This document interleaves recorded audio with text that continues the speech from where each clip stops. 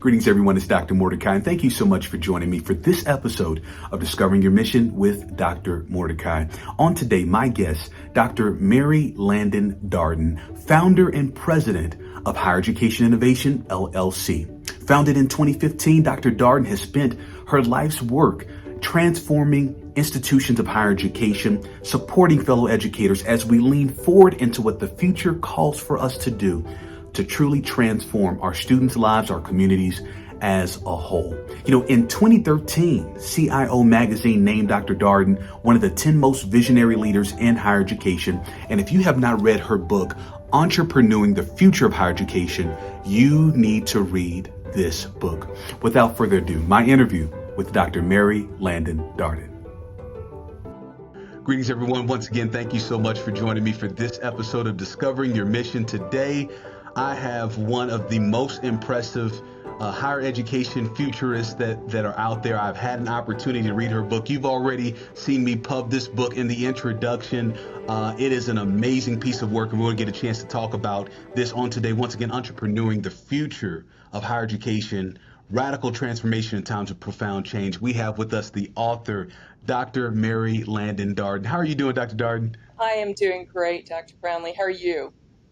Let me tell you, I am doing awesome. I had a chance to hear you give a presentation with Dr. J. Box, I believe. Yes. This was at League for Innovation. We were in Arizona. This was last year. And I just remember after your full presentation, you were giving away copies of this. I grabbed a copy for myself, for my chancellor, and as many that I could stuff in my bag heading it through the TSA. But so much information, key information in this book. I'm certainly encouraging everyone to read it. And so it just prompted me to want to reach out to you to have you a part of this. And we'll jump right into it. You have been an educator for a number of years doing amazing work based out of Texas. Your husband is an educator as well. And you founded Higher Education Innovation LLC, but you didn't just start there. How did you get your start in higher education, and where does this passion come from? Well, that's a great question. There's a very long answer, but I'm going to shorten it a little bit. I started out actually working with a community college. I was a wellness person. I had my master's in wellness from Baylor University, and I became the wellness director. They very quickly realized I could do administrative things. I am an administrator at heart. And so they moved me into adult personal enrichment and continuing education. And I found some great successes there. I built the program. It started out with a few hundred, and in 5 years we built it. Our team built it to 6,000 enrollments, and we won the National Exemplary Award from the National Council of Continuing Education and Training. And that kind of launched the career. And at that point, I was offered a full scholarship from Baylor for my doctorate in higher education administration, which I gladly accepted. I mean, what an opportunity. And I love that school. So I went, and in 3.5 years earned my doctorate. And then I moved on in higher education, ended up being a campus dean in San Antonio at a university there. And as I went on, I realized that I was meant to do more research and more try to help the profession and help transform higher education more. I felt called to do this. So that took me into my next phase. That is awesome.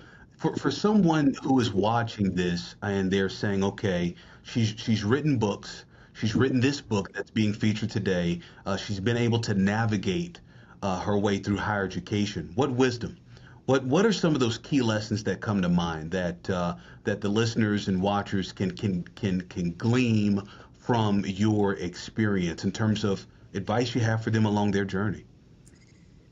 Well, a lot of that that I utilized came actually originally from my dissertation studying women college presidents, and was affirmed all along the way. But some of the key things that I think are very important are, number one, take risks. You have to be willing to step out there and take risks. You can't play it safe all the time. If you do, you're not going to do the necessary important work and transformation that needs to be done. So you have to take those risks. You have to be bold. You have to lean in and you stretch yourself. Sometimes if you just stay in your comfort zone and with what you do well, you're not going to grow enough to be able to move into the upper administration positions. Presidents have to know something about everything. Now, they don't have to be experts at everything, but they have to know enough to find the experts to fill those jobs and make those good decisions. So taking the risk, being true to your mission, having a good, solid mission, and being true to that mission is so important.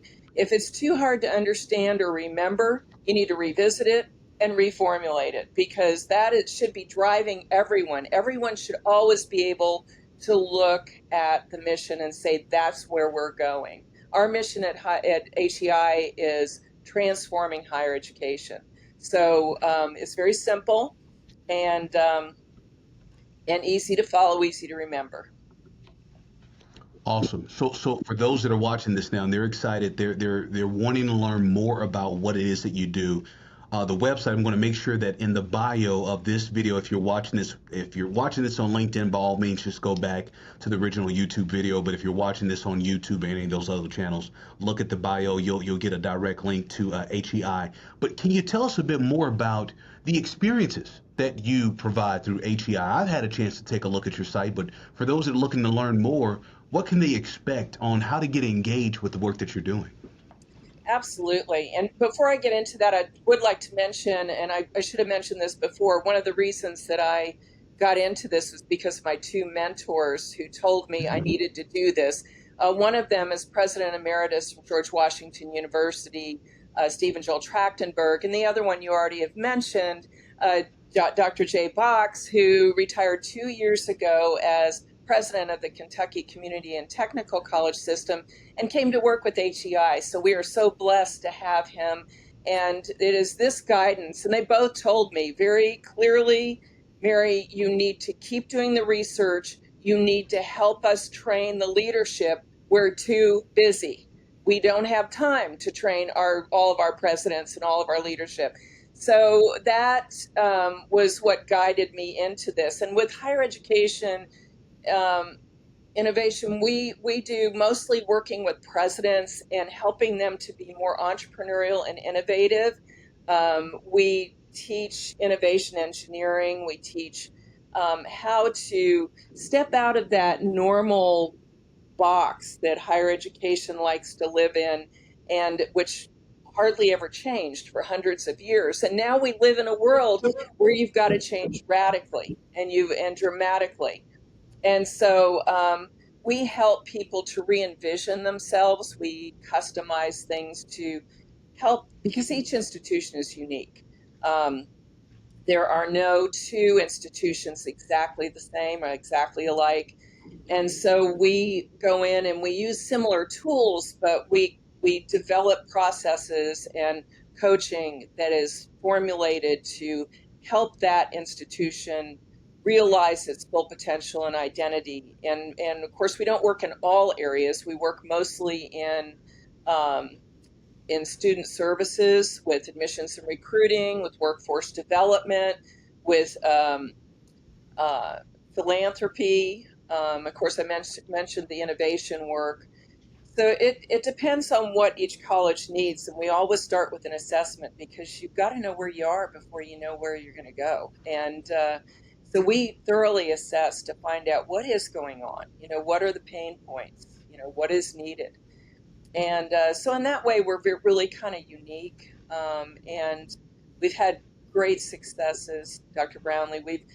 We have, in all our schools we've worked with at recruiting and admissions, we've been able to, within 1 year, increase enrollment between 20 to 40% for every institution we've worked with.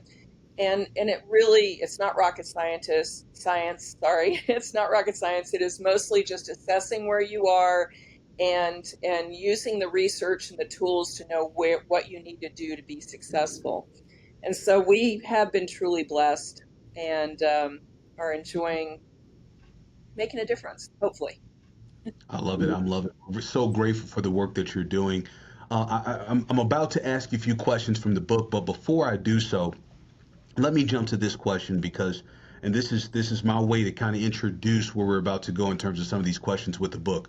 But the future of higher education, the future of higher education, there are so many educators that are preparing themselves to serve at these executive levels. And your book talks about this evolution, the disruption, and preparing for this disruption, this evolution in higher education, certainly in a post-pandemic era. So my question to you is, Mary, is what as you work with these presidents from around the country, as you work with these colleges from around the country, kind of let us into what is it that you're seeing? What do you think is holding higher education back from realizing its full potential? Wow, that is an amazing question and so important. What we're finding over and over again is that higher education has been too resistant to change. They, in many cases, have lost their relevancy. They don't connect the dots well between talent and individuals, what area they're called into, and the fields that they could go into jobs and fill. They are trying to hang on to the past with both hands, and it's going to cause failure. We know that we're in a crisis, and we know that many institutions are closing and merging, and that's going to increase. Clayton Christensen from Harvard said that more than half of all the colleges in the United States would close within 15 years, and they have since modified that statement. But the truth remains that we are facing a crisis. We've been disrupted. Um, For-profit business and industry has disrupted our multi-trillion-dollar industry, and we now have more than 2,000 institutions that are not the traditional higher education that are offering degrees and certificates. If we don't get our act together, we could be like Blockbuster, who was disrupted by Netflix. We could be put out of business, and it could be almost as fast. It was a decade for Blockbuster to go from the top to bankruptcy and Netflix to take over because Blockbuster wouldn't consider streaming video. And look at where we are now. We have got to read the handwriting on the wall. We have got to be able to take the risks. We've got to do the hard work. And if we don't do it, we will fail. You heard it. You heard it. Now let me get into this book here, and once again to the listeners, the watchers, the name of this book: "Entrepreneuring the Future of Higher Education: Radical Transformation in Times of Profound Change."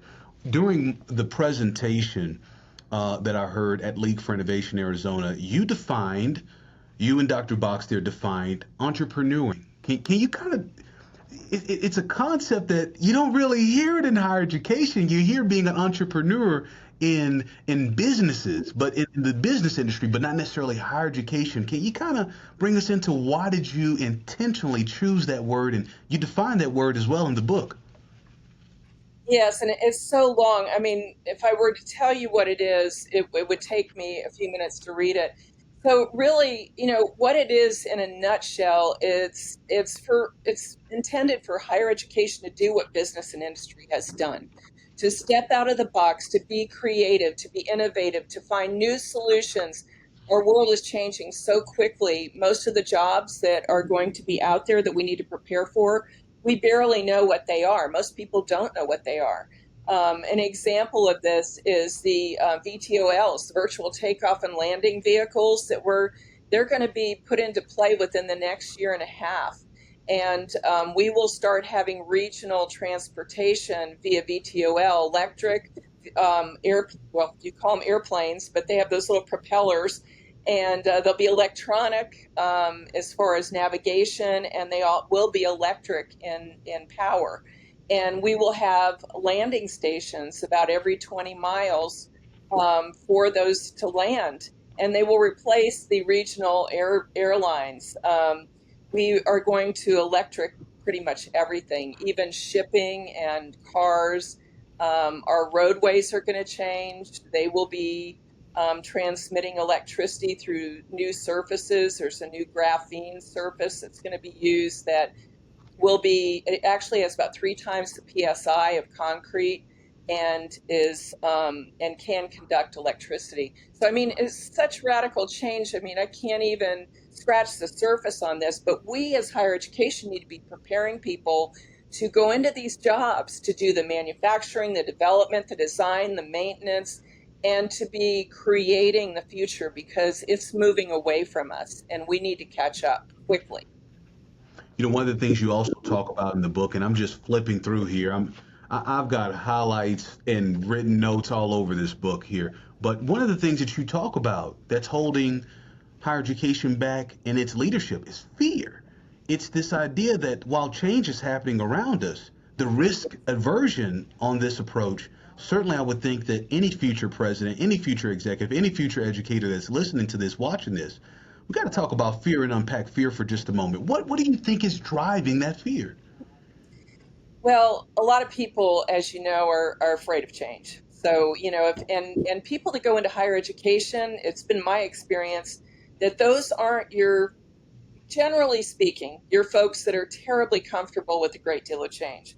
They like things to be steady and predictable, very creative, intelligent people, but not willing to step out there and start Google or, a company like that. They want to have some kind of predictability and stability in all of this.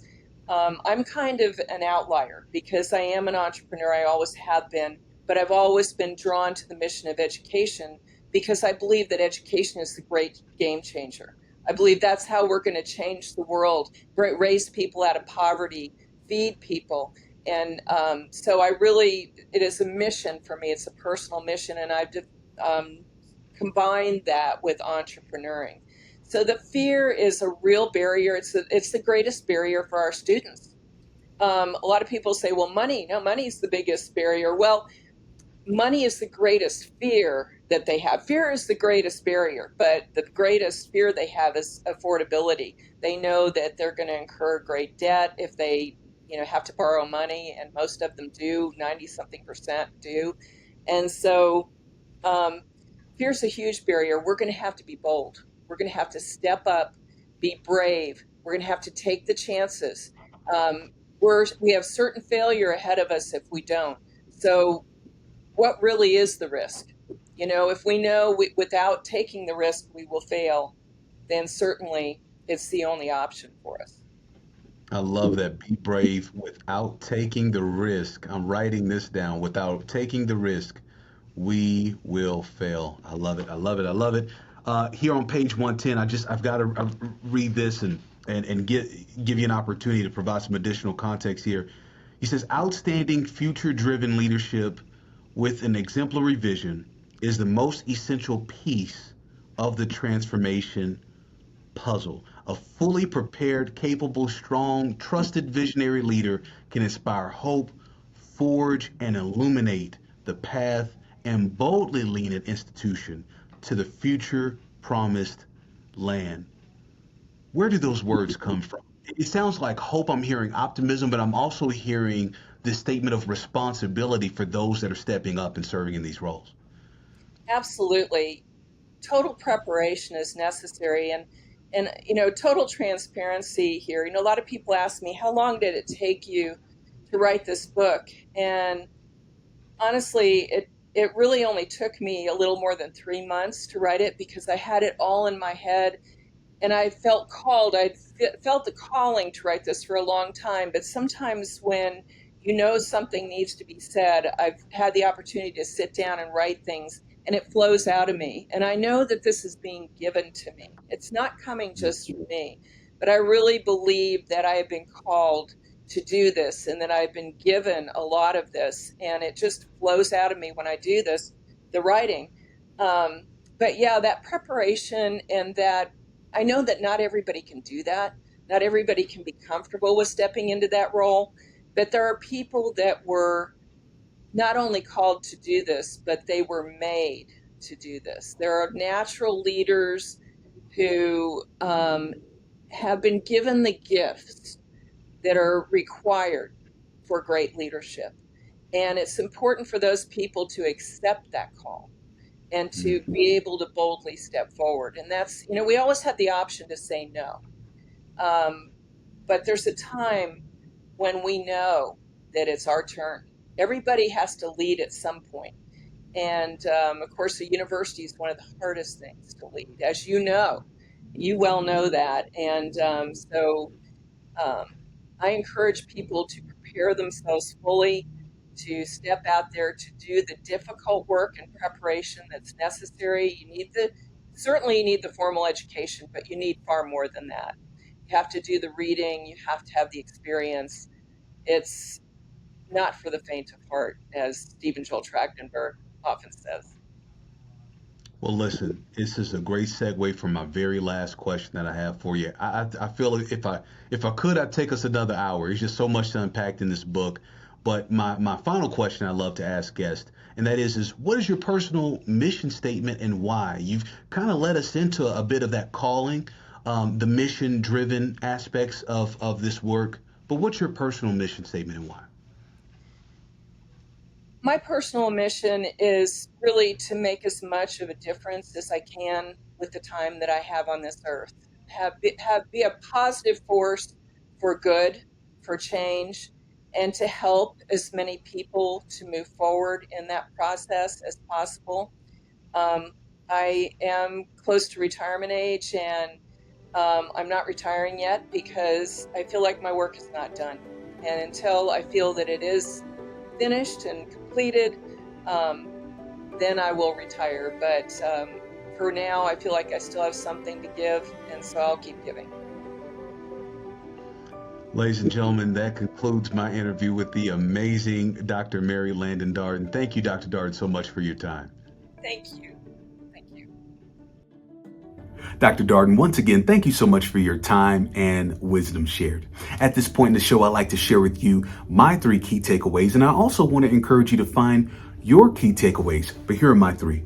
Spoken as a true futurist, Dr. Darden talked about taking risk, the importance of taking risk, making data-informed decisions, and utilizing that data to take the risk necessary to advance our institutions and our work to transform the lives of our students. She also talked about being brave, the importance of being brave, which is a whole different dynamic than taking risk. It's the ability to lean forward, perhaps turn in another direction, or to face head on what the environment is calling for us to do to ensure that we are truly transforming the lives of our students in the midst of all this disruption. Last but certainly not least, Dr. Darden talked about being true to your personal mission. Whatever that is, whatever your purpose is, to embrace it and to lean forward with authenticity, and know that you don't stand alone as you lean forward in the advancement of your personal purpose. Thank you so much for your time on today. I hope you enjoyed the show, and I look forward to seeing you soon at itsdrmordecai.com.